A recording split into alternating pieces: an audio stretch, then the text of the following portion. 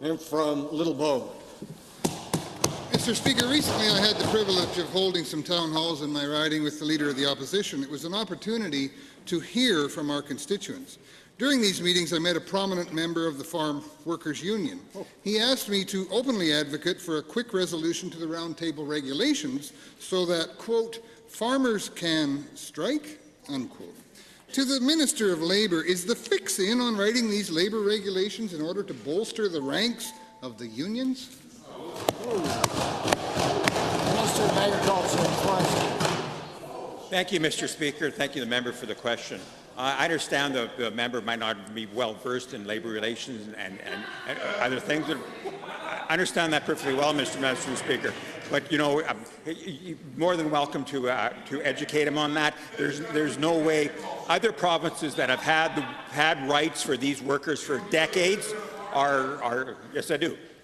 For decades have had these rights for decades, and there isn't every farm is unionized. I think he's very misinformed. Thank you, Mr. Speaker. First supplemental. Thank you, Mr. Speaker.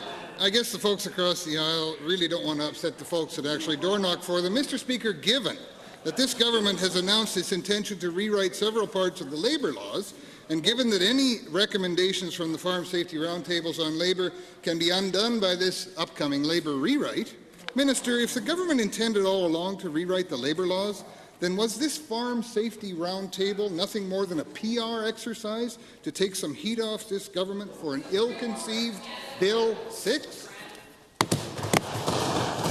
Honourable Minister.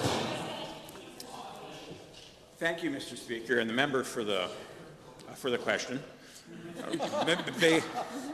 We believe firmly in the rights of all workers, including farm workers, and basic human rights. I'm perfectly willing to sit down with any member from over there and help them educate them on those basic human rights. We feel that these farm workers should have the same similar rights that every other farm worker in Canada has. These workers now have those same rights here in Alberta, and that's something this government is proud of. We're making Alberta's lives better, Mr. Speaker. Here, here.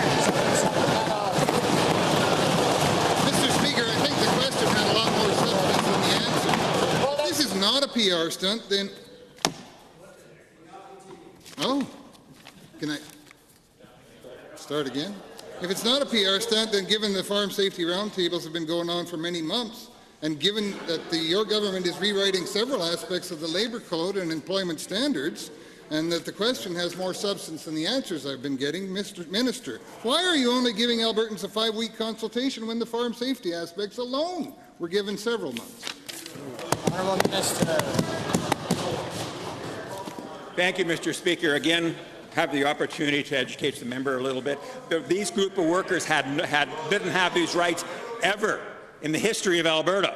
In decades, the workers who have been denied these rights are now going to get in these rights. It takes a little bit more work when they had no rights in the first place. Here's an opportunity to give these rights to these basic human rights to these workers, as all other workers in Alberta have right across the country, Mr. Speaker. That I'm proud of. That this government is proud of. We're sticking up for Albertans, Mr. Speaker.